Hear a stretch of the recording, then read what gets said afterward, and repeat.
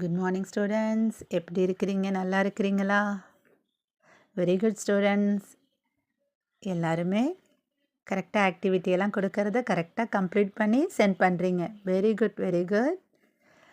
இப்போ நம்ம ஏற்கனவே எல்லாரும் உயிரெழுத்துக்கள் பார்த்துட்டோம்.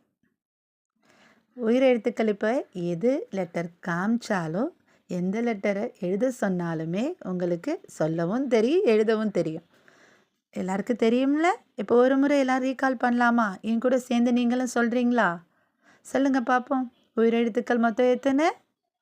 12. என்னென்னு சொல்லுவோமா?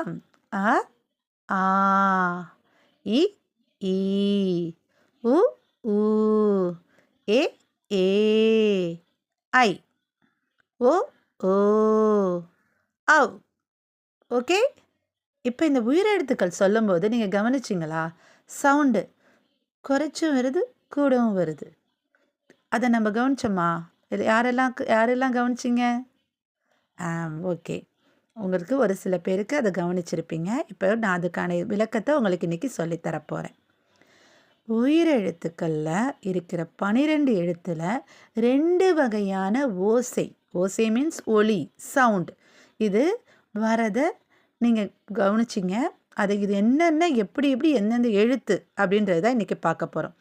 அந்த உயிரெழுத்துக்களில் 2 வகையான ஓசை தரக்கூடிய எழுத்தை பிரியும்போது ஒன்று குறில் எழுத்துக்கள், மற்றொன்று நெடில் எழுத்துக்கள் அப்படின்னு தான் சொல்லுவோம். ஓகேவா? குறில் எழுத்துக்கள், நெடில் எழுத்துக்கள். குறில் எழுத்துக்கள்னா என்ன, நெடில் எழுத்துனா என்ன, அதுதான் இன்றைக்கி பார்க்க போகிறோம். குறில் நெடில் அப்படின்னு சொல்லும்போது சவுண்ட் டிஃப்ரெண்ட் ஆகுது. குறுகிய ஓசை வரக்கூடிய எழுத்துக்கள், ஓசை மீன்ஸ் ஏற்கனவே சொல்லிட்ட சவுண்ட், அந்த ஒலி. குறுகிய ஓசை வரக்கூடிய எழுத்துக்கள் குறில் எழுத்துக்கள் அப்படின்னு சொல்லணும். குறில் எழுத்துக்கள் என்னென்ன அப்படின்னு பார்க்கலாமா? உயிரெழுத்துக்கள் மொத்தம் 12. அதில் குறில் எழுத்துக்கள் 5 இருக்குது. எத்தனை இருக்குது? 5. அது என்னென்னா அ, இ, உ, ஏ, ஓ. ஓகேவா? மறுபடியும் சொல்கிறேன், நல்லா கவனிங்க. அ, இ, உ, ஏ, ஓ. இப்போ பாருங்கள், இதுக்கு உதாரணம் பார்க்கலாமா? அ, நீங்களும் சொல்லுங்க. அத்தா, அத்தா. இ, இனிப்பு. உ, உண்டியல். ஏ, 8. ஓ, ஒட்டகம். இந்த குறில் எழுத்துக்களை சொல்லும்போது நம்ம ஒரு முறை கண் சிமிட்டுற நேரத்தை தான் எடுத்துக்கும். ஒரே ஒரு முறை கண்ணை சிமிட்டுற நேரம் தான் எடுத்துக்குது. குறுகிய நேரத்திலேயே இதை நம்ம சொல்லி முடிச்சிடும். இப்போ இதை தான் நம்ம என்னன்னு சொல்கிறோம்? குறில் எழுத்துக்கள்னு சொல்கிறோம். இப்போ அதே போல் நெடில் எழுத்துக்கள் பார்க்கலாமா? நெடில் எழுத்துக்கள் பார்த்திங்கன்னா 7 இருக்குது. எத்தனை இருக்குது? 7. 7 என்னென்ன?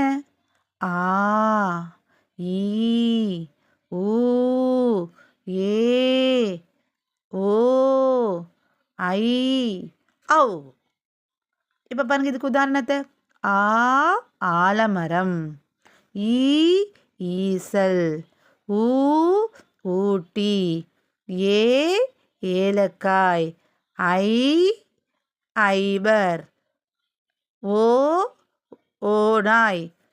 ஔ, ஔவையார்.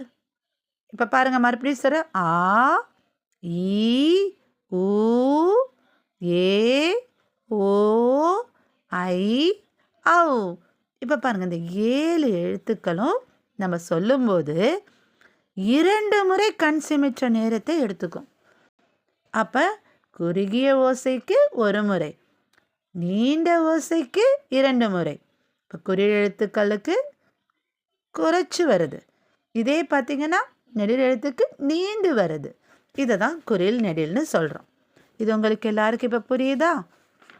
அதே போல் ஐ ஏன் சொல்லும்போது சவுண்ட் கம்மியாக வர மாதிரி இருக்கிற மாதிரி இருக்கோ அப்படின்ற சில பேருக்கு சவுண்டு உங்களுக்கு சந்தேகம் வரலாம்.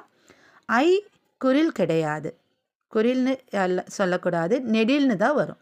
ஏன்றதை உங்களுக்கு நான் விளக்கம் கொடுக்குறேன். ஐ என்று உச்சரிக்கும் போது குறில் ஏ என்று உச்சரிக்கிறதுக்கும் ஒரு டிஃப்ரெண்ட் இருக்குது. அது என்னன்னு இப்போ நான் சொல்கிறேன் உங்களுக்கு. ஐ அப்படின்றது எப்படி உருவாகுதுன்னா ஆ கூட்டல் இ, ஆ கூட்டல் இ, ஐ. ஆ மற்றும் இ என்று சொல்லும்போது அ இ அப்படி சொல்லும்போது நமக்கு எப்படி இருக்குது சவுண்டு? குறைவாக இருக்குது. இது குறிலா நெடிலா? வெரி குட், குரில். குரில் எழுத்து தான் இது. அப்போ ஆ மற்றும் ஈன்னு சொல்லும்போது குறைவான சவுண்டுக்கு அதே. ஆனால் ரெண்டையும் சேர்த்து சொல்கிறோம். ஆ கூட்டல் இ, ஐ, ஐ அப்படி சொல்லும்போது நமக்கு சவுண்டு எப்படி போகுது பாருங்க, நீண்ட ஒலியாக வரும். இதனால தான் நம்ம என்ன சொல்கிறோம்? நெடில் எழுத்துன்னு சொல்கிறோம்.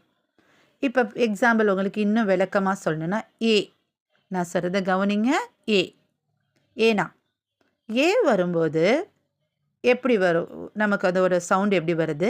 ஐ அப்படி சொல்லும்போது எப்படி வருதுன்றதை நம்ம ஒரு உதாரணத்தோட பார்க்க போகிறோம்.